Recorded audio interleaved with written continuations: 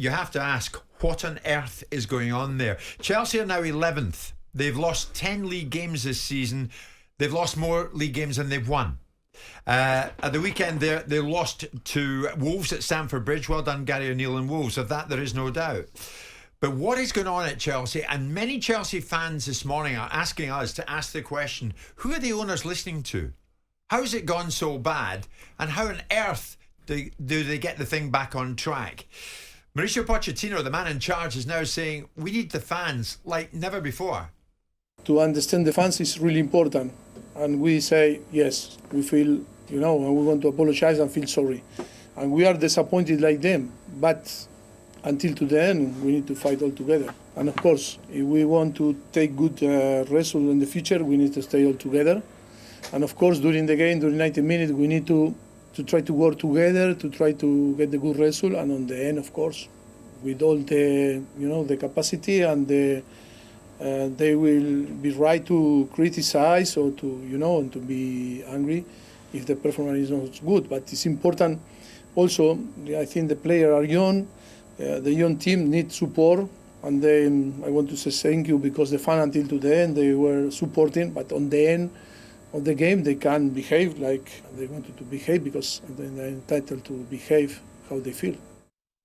So at the end of that game at Stamford Bridge, Graeme, there were boos, and some sections of the home support were calling for Jose Mourinho for a third time. Mourinho to the rescue.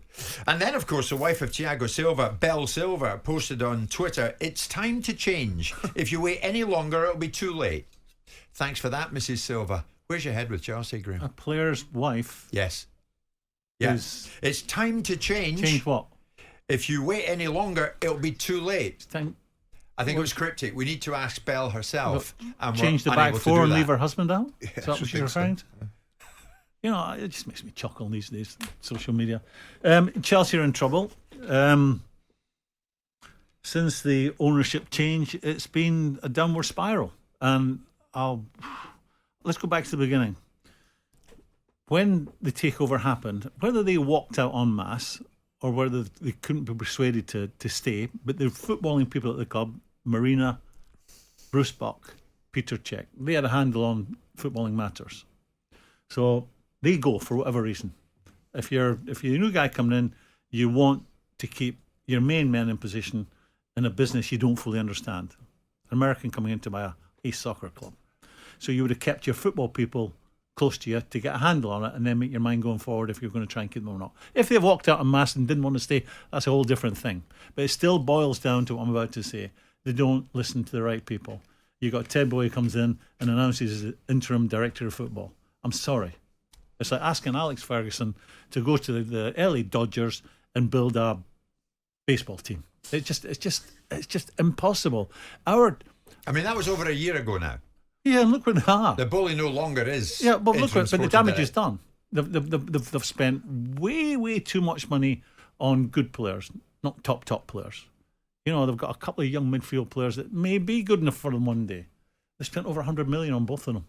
I was sitting down last week watching the Liverpool game, and as an old midfield player, that's the first place I would look. And I'm thinking, I've not really seen these guys, Caicedo and Fernandes.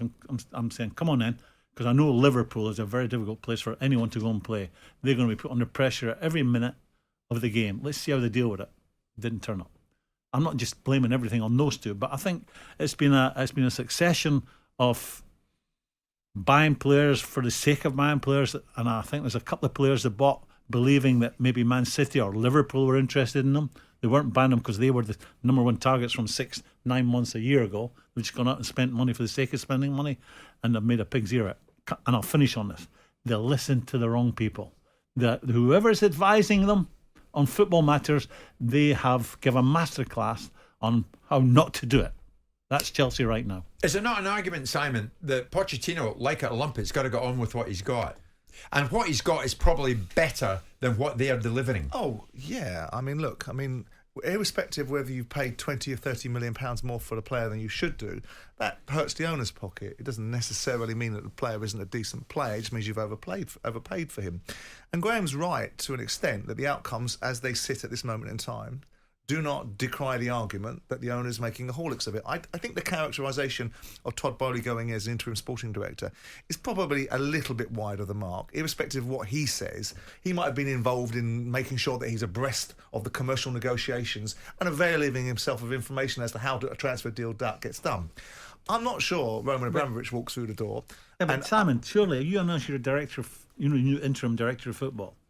So then you're saying he's not responsible for targeting the players and saying they're the ones. But who is, at that moment in time, he's put himself up as the man who's going to make football decisions. Who is he listening to? Well, I would imagine at that particular time, it was probably Thomas Tuchel, because Tuchel was in situ.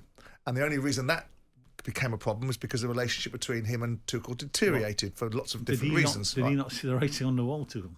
Oh, well, I don't necessarily think he did. I think if you actually understand what went on behind the scenes, it's not my gift to replay that sort of thing. It's other people's. He put the owner in a very difficult position of how he's going to work with someone who behaves that way. It seems, Simon, they're not getting anything right. David Datro Fofana, on loan, a Chelsea loanee, goes and scores 2 for Burnley at the weekend. Wonderful, fantastic. Swallows and Summers, right? Let's see how he gets on going forward in the Burnley side. But the point is is that when Roman comes through the door, different time, different period, he lights upon Pini Zahavi, and Pini Zahavi gives him some good advice, right? I don't know who Todd Bowley's talking to. I don't know why Todd Bowley wants to pay more for these players than other people seem to want to play. And I don't know what Pochettino is doing with this side, because irrespective of what the owner's done, irrespective of the amount of money that they've wasted, which is their money, they can waste it as much as they want. Right? The team itself has to be coached and managed better. And if you look at the team that's on the pitch, I look at Thiago Silva. He's been poor. All I've heard from him is what he doesn't want to do this season, how many games he thinks he shouldn't have to play in. You look at the players that are on that pitch and you think to yourself, well, there's plenty out there to be able to do a job. Sterling's supposed to be operating at a high level. Cole Palmer, everyone's been raving about all season. They've got the centre forward back in now that's been out for a period of time. Conor Gallagher. They've got the 2 midfield players that Graeme just alluded to. That other people, it wasn't just Chelsea that wanted these players.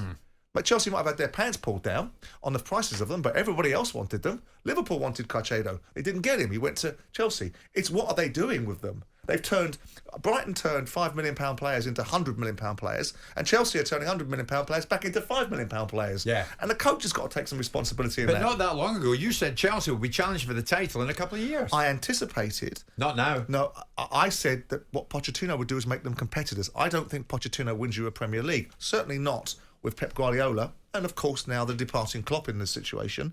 That may change because obviously with Klopp going, who sees what happens to Liverpool? Yeah. But I felt and thought that we would see more from Chelsea this season. I didn't think it was an unreasonable assumption. I think they bring Pochettino in, he gives you a chance. They had a decent base. He spent 450 million quid. I'm pretty sure that when Pochettino was being sought after by Chelsea because they'd made a mistake with Potter, put Lampard in, which was a disaster, and then they were courting Pochettino, I'm pretty damn sure he'd have had a say. Well, let's put it out there. Chelsea fans, is this as good as it's going to get for you in the Premier League? You're going to finish 10th or 11th. Is that really where you're going to finish? Because you're 11th this morning, and the way it sits right now, you have lost 10 league games this season, more than you have won. Jim White and Simon Jordan. Monday to Friday mornings from 10 on AM, on DAB, via the talkSPORT app and on your smart speaker. talkSPORT.